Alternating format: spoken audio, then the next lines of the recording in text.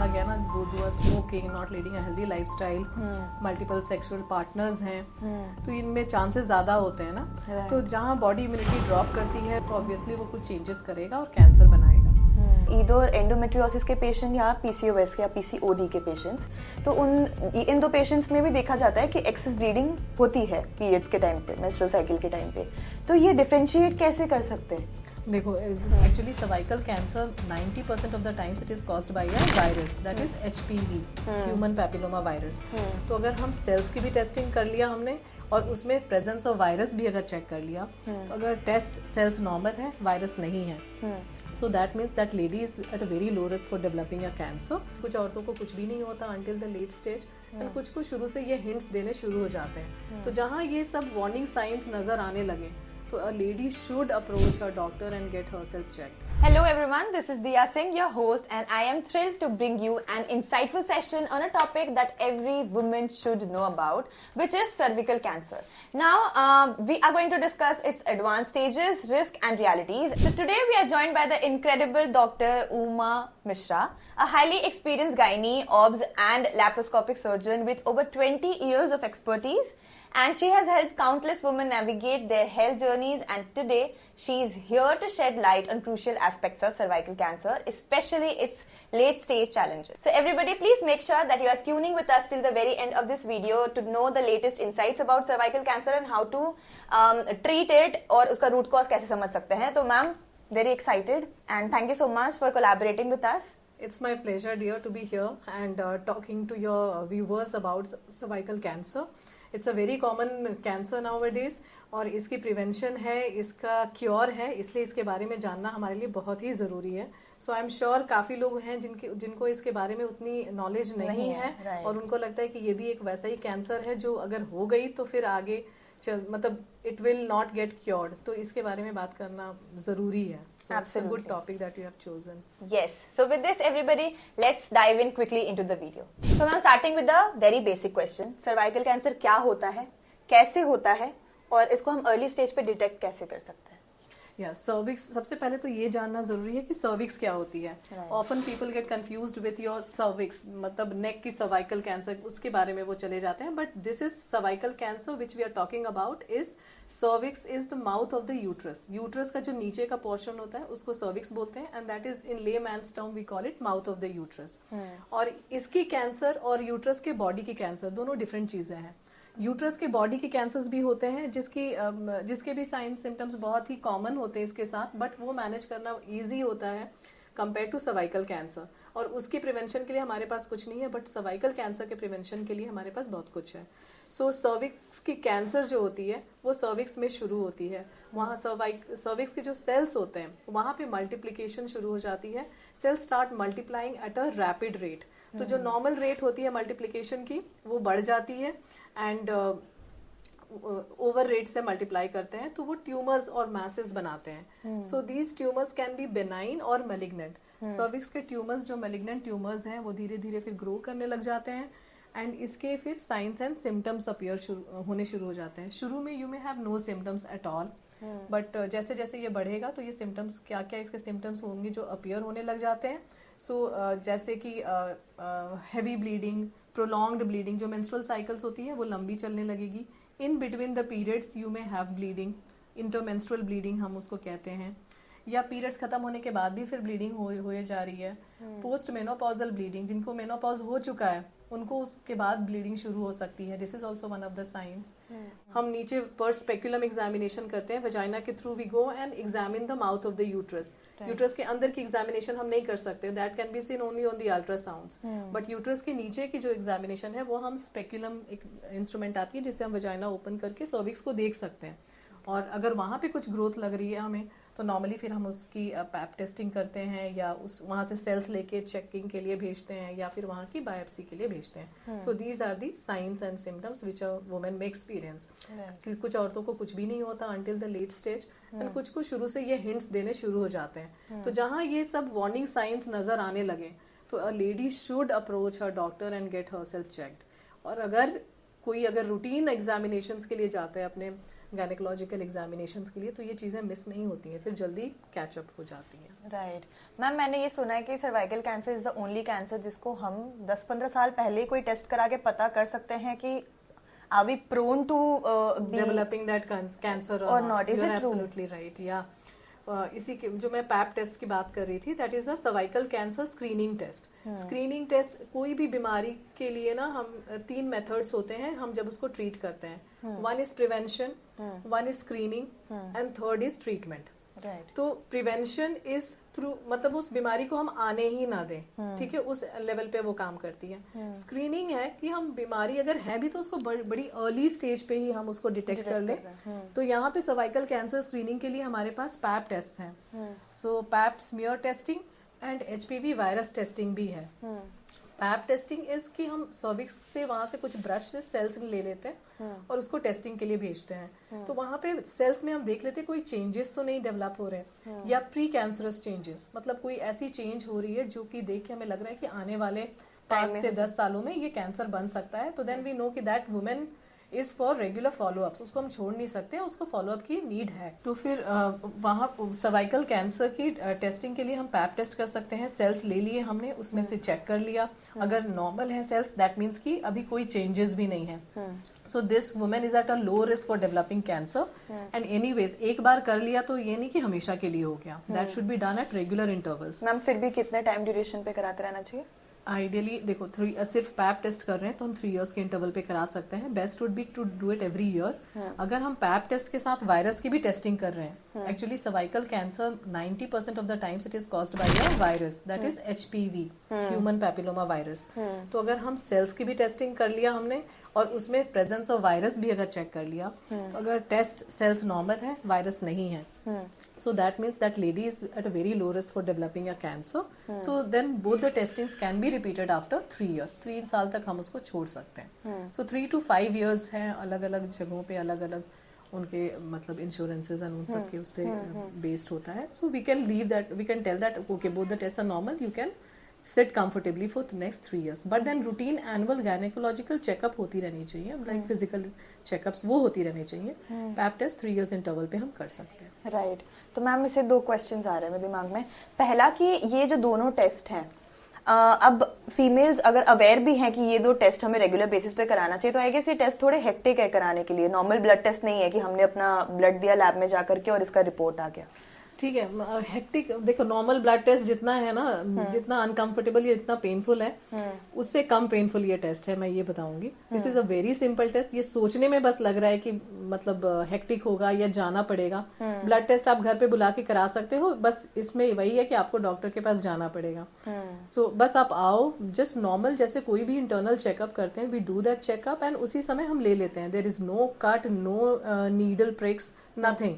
Just एक brush लेते हैं, ब्रश से वहां से वो सेल्स निकाल के discharge and cells that we send for testing. So it's a very simple test, not at all hectic, but ये दिमाग में है जो लोगों के। तो मैम कितने दिन में रिपोर्ट्स आते हैं इस टेस्ट? रिपोर्ट्स आजकल तो 2 to 3 days में आ जाते हैं। ओके ग्रेट, ठीक है। मैम आपने ना पहले आंसर करते हुए ये बताया था कि इसके जो सिम्टम्स है उसमें एक्सेस ब्लीडिंग हो सकती है। तो अब जो पेशेंट्स हैं, या तो ईदर एंडोमेट्रियोसिस के पेशेंट या PCOS या PCOD के पेशेंट्स, तो इन 2 पेशेंट्स में भी देखा जाता है कि एक्सेस ब्लीडिंग होती है पीरियड्स के टाइम पे, मेंस्ट्रुअल साइकिल के टाइम पे। तो ये डिफरेंशिएट कैसे कर सकते हैं? देखो, सर्वाइकल कैंसर में जो ब्लीडिंग होती है यूजुअली प्रोलॉन्ग्ड या तो हो सकती है, ब्लीडिंग हो गई, खत्म हो गई, फिर भी थोड़ी थोड़ी डिस्चार्ज जैसे चले जा रही है, या पीरियड्स खत्म हो गए और अगला पीरियड आने वाला है, उसके बीच में भी थोड़ा थोड़ा ब्लीडिंग चले जा रहा है, वो भी हो सकता है। और इसकी एक इंपॉर्टेंस है जो मैंने शुरू में बताना मैं भूल गई, that is post coital bleeding, bleeding after intercourse. That is one of the मतलब कैरेक्टरिस्टिक साइन, ये इसी की साइन है, post coital bleeding. Many patients they come कि after every intercourse they have bleeding. तो ये भी इसका एक कैरेक्टरिस्टिक सिग्नेचर है। जो आप बात कर रहे हो PCOD या एंडोमेट्रियोसिस की, तो उनकी हार्मोनल इम्बैलेंसेस के करके होती है bleeding, that they may have like some periods of amenorrhoea, मतलब 1 महीने 2 महीने पीरियड्स नहीं आ रहे हैं, फिर आ रहे हैं तो लंबे चले जा रहे हैं, प्रॉपर ब्लीडिंग हो रही है, राइट। सो कहीं ना कहीं तो थोड़ा सा ओवरलैपिंग होता ही है सिम्टम्स का। तो कभी भी अगर ऐसी इरेगुलर चीजें हो पीरियड से related, so don't keep assuming कि ठीक है I am a PCOD patient, मेरा होता रहता है, या आई हैव एंडोमेट्रियोसिस, ये चीजें होती रहेंगी।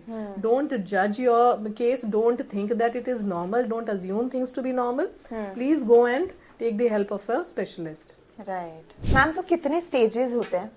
हर कैंसर में 4 स्टेजेस होते हैं। या और कौन से इसके लास्ट स्टेज के सिम्टम्स कैसे होते हैं? जैसे आपने बोला कि किसी किसी फीमेल में तो एकदम लास्ट स्टेजेस में उन्हें सिम्टम्स दिखने शुरू होते हैं, तो लास्ट स्टेज का सिचुएशन क्या होता है और उस टाइम पे क्योरेबल है या नहीं है? देखो, इस कैंसर के लिए मतलब अवेयरनेस और प्रिवेंशन के लिए हम लोग इतने लगे हुए हैं क्योंकि this cancer is curable if it's diagnosed in early stages. ठीक है ना, there are very few cancers जो कि अर्ली स्टेज में डायग्नोज हो सकते हैं। Cervical cancer is one amongst them. अगर if we keep checking through Pap testing, we can identify those women who are at high risk, और उनको मतलब फ्रीक्वेंट फॉलोअप्स पे रख सकते हैं, या अर्ली स्टेजेस अगर कैंसर के उसमें पता चले तो उनको ट्रीटमेंट उनकी दी जा सकती है। ट्रीटमेंट क्या होता है? ट्रीटमेंट इसके अलग डिपेंडिंग अपॉन द स्टेजेस इसकी ट्रीटमेंट होती है। अर्ली, अगर बहुत ही अर्ली स्टेज है, एक तो है कि कैंसर अभी हुआ नहीं है बट प्री कैंसरस स्टेज में है, साइंस सिम्टम्स दिख रहे हैं कि ये डेवलप करेगा, तो उस समय कोनाइजेशन मतलब सर्विक्स की हम जैसे नॉर्मली अगर कुछ भी इश्यूज होते हैं ना, तो लग रहा है, डाउट लग रहा है हमें कि कैंसर के साइंस हो सकते हैं यहाँ पे, so we do a colposcopy also. अगर पैप टेस्ट में कुछ भी अब नॉर्मल रिपोर्ट आई, we directly don't jump on to the surgery, we go for colposcopy. Colposcopy is an instrument जहाँ पे सर्विक्स को हम मैग्नीफाई करके देख लेते हैं। तो वहाँ पे जो भी अबनॉर्मल एरियाज लग रहे हैं हमें, वहाँ पे कुछ एसिड और केमिकल सप्लाई करके देखते हैं, और जहाँ पे भी अबनॉर्मल एरियाज लगे हम वहां से बायोप्सी ले लेते हैं टिश्यू की, और उसी सेम सिटिंग में वी कैन डू अ कोनाइजेशन और कुछ और प्रोसीजर्स छोटे होते हैं जहाँ की बस उस सर्विक्स के पार्ट को हमने निकाल लिया, क्योंकि ये बहुत ही अर्ली स्टेज टाइप लग रहा है, और बाद में उसको बायोप्सी के लिए भी भेज दी। अगर उसमें कुछ आया कैंसर, प्री कैंसरस आया, then the treatment is done, then you don't need to go for like removal of the uterus और such things, and follow up पे रहेगा वो पेशेंट। कभी कभार लगा कि नहीं अब ये कैंसर आ गया है और ये फर्स्ट स्टेज कैंसर है, stage 1। Stage 1 is usually limited up to the cervix, वो कैंसर स्प्रेड नहीं करती है। ओह, तो अच्छा, जो लास्ट स्टेजेस होते हैं उसमें कैंसर स्प्रेड कर जाता है। नॉर्मली कैंसर सर्विक्स से शुरू हुई, सर्विक्स से फिर वो यूट्रस तक में जाती है, यूट्रस के बाद फिर वो लैटरली फिर स्प्रेड करना शुरू करता है, तो लैटरली पैरामेट्रियम होता है, फिर वहां से फिर वो निकल के दूसरे ऑर्गन्स में भी जाएगा, तो जब वो दूसरे ऑर्गन्स में चला गया तो that is usually the 4th stage, last. Ma'am, हमने सारे लेटेस्ट स्टेजेस के या जो प्री स्टेज है उसके फैक्टर्स डिस्कस कर लिया, अब प्रिवेंशन की बात करते हैं, और आई फील हमने इसका क्योर क्या है उसको भी कवर कर लिया, तो प्रिवेंशन की बात करते हैं कि कैसे बचना है। हाँ, तो अगर कोई चीज से बचने के लिए आपके पास कोई ऑप्शंस हैं, तो we should be talking about it and we should be availing those benefits also. इसके लिए प्रिवेंशन के लिए वैक्सीन अवेलेबल है, काफी टाइम से अवेलेबल थे, बट अब ये ज्यादा मतलब अवेयरनेस इसकी बढ़ गई है, because governments are also acting in this direction कि लोगों को पता चले एंड लोग इसके बेनिफिट्स उठाएं। तो यूजुअली ये 9 to 26 years of age group को देते हैं। अच्छा, एक चीज है कि सर्वाइकल कैंसर तो औरतों में होता है, बट एचपीवी वायरस जो है, this is a sexually transmitted infection. Right, तो मैम मेरे को ये दिमाग में क्वेश्चन आया, but I thought should I skip it. नहीं, this is important, you should be knowing about it. Right, कि मैम सर्विक्स तो फीमेल की बॉडी में है ना, तो एचपीवी वायरस मेल की बॉडी से कैसे आ रहा है? तो सेक्सुअल ट्रांसमिशन से आता है। ठीक है, तो मेल्स में भी पेनाइल कैंसर्स, वॉट्स, बड़े सारे ओरल कैंसर्स, ये सारे मेल्स में भी होते हैं। सो इसलिए ये वैक्सीन की जब हम बात करते हैं तो ये औरतों को तो बेनिफिट्स मिलते ही हैं सर्वाइकल कैंसर से, बट मेल्स को भी बेनिफिट मिलते हैं। अच्छा, इंटरकोर्स के टाइम पे उन्हें भी इस वैक्सीन से फायदा मिलता है? तो इसीलिए, एंड दिस वैक्सीन, इसका इम्पोर्टेंस तब है जब सेक्सुअल एक्टिविटी नहीं शुरू हुई है, जब वायरस की एंट्री नहीं हुई है, क्योंकि एक बार वायरस ने एंट्री ले ली है तो नॉर्मली हमारी बॉडी की डिफेंस मैकेनिज्म होती है जो कि उससे फाइट करती है, वायरस को निकाल देती है। But sometimes some rigid viruses they enter and they don't leave your body, either because your immunity is like less, या फिर आपकी वैसे लाइफस्टाइल ठीक नहीं है, तो फिर होता किन में है, यूजुअली ये देखा गया ना, those who are smoking, not leading a healthy lifestyle, multiple sexual partners हैं, या सेक्स एक्टिविटी बहुत कम एज से शुरू हो गई है, तो इनमें चांसेस ज्यादा होते हैं ना। तो जहाँ बॉडी इम्यूनिटी ड्रॉप करती है, body can not remove those viruses, they stick to the body, and when that virus is persistent in that body over a prolonged period, लंबे टाइम तक वो वहां पे है, तो ऑब्वियसली वो कुछ चेंजेस करेगा और कैंसर बनाएगा। तो ideally it's should be given best before sexual activity starts. So 9 to 26 years of age group का है। आजकल तो WHO ने रेकमेंड किया है कि आप 45 ईयर्स तक के एज ग्रुप को दे सकते हैं। ओके, एटलीस्ट ठीक है, कुछ वायरसेस से प्रोटेक्शन नहीं मिलेगी, but there are multiple strains of the virus, तो कहीं कुछ से तो बेनिफिट मिलेगा आपको। और कैंसर्स हैं, वॉट्स हैं, बड़ी सारी चीजों से बेनिफिट्स मिलेंगे। So ideal is 9 to 26 years of as.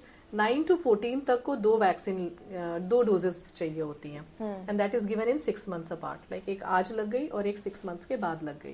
Ma'am कितनी कॉस्टलियर होती है वो? अच्छा, इसके ना 3 तरह के वैक्सीन अवेलेबल है। एक गार्डासिल है, बाहर की है, गार्डासिल 9, गार्डासिल 4, और एक इंडियन भी अब आ गई है, सर्वावैक, वो भी 4 स्ट्रेन्स के अगेंस्ट प्रोटेक्शन देती है। ठीक है। तो गार्डासिल 9 है, वो 9 स्ट्रेन्स के अगेंस्ट प्रोटेक्शन देती है। 9 major strains, those which are high risk strains which causes cancer. Gardasil 4 and Cervavac, they provide protection against 4 strains of the virus. Right. 9 वाली महंगी भी थोड़ी वो महंगी है, उसकी 10,000 roughly per dose है, and Cervavac Indian वाली जो है सबसे cheapest है, 2,000 per dose है, and Gardasil 4 is somewhere around 4,000. तो हमें 2 डोज लेना चाहिए। आप 9 to 14 ईयर्स वालों को 2 डोजेस, 14 के ऊपर अप टिल 26 या up to 45 3 doses within 6 months period. Okay, but आपको कॉस्ट मतलब हेल्थ बेनिफिट्स इतने मिल रहे हैं, right, कि we weigh it's much like cheaper, है ना, अगर Absolutely. अब मैम आज के जो यंग जनरेशन है, उनकी लाइफस्टाइल तो ऐसे ही बहुत बर्बाद हो रखी है, तो हाँ, तो उनको अगर वो स्मोक कर रहे हैं या बाकी उनकी जो लाइफस्टाइल है, वो सारी चीजों को कंट्रोल करना तो पॉसिबल ही नहीं है, लेकिन वो भी लगवा सकते हैं। कंट्रोल करना भी होना चाहिए। दे शुड अंडरस्टैंड कि इसके रिस्क फैक्टर्स क्या है, एक बारी रिस्क उनको समझ में आए, तो then they can improve their lifestyle. Smoking should be avoided, है ना, उससे तो कोई बेनिफिट्स नहीं मिल रहे हैं। They can restrain their sexual partners at least, है ना। दूसरा, they can use barrier contraception, condoms वगैरह यूज करें जिससे कि ट्रांसमिशन वायरसेस की कम हो। तो ये है कुछ prevention methods, and the last is vaccine, क्योंकि कैंसर एज देख के तो नहीं होता। Exactly. Right. So I feel we have covered each and every part of this cervical cancer, and कुछ बच रहा है मैम? बच तो बहुत कुछ रहा है, but these are the major things I think which we have covered, Right. And this would like benefit your viewers, है ना। Right, definitely. All right, everybody. So that brings us to the end of this video. अगर आपको ma'am का knowledge बहुत अच्छा लगा, तो मुझे पर्सनली बहुत अच्छा लगा. If you really want to meet her in person, you are supposed to come to my clinic, that is Sector 75 Noida. By my name, it's Dr. Uma Mishra's clinic. Or you can come to Motherhood Hospital, which is in Sector 48. I'm senior consultant obstetrics and gynecology at both these places, and I'll be taking care of you. So you're most welcome. All right. और ma'am का जो detailed address है वो हम description में डाल देंगे, तो जरूर जाके चेक करना. और जाने से पहले इस वीडियो को लाइक कर देना प्लीज, और हमारे channel the Voice of Women को सब्सक्राइब करना बिल्कुल भी मत भूलना. Okay, bye.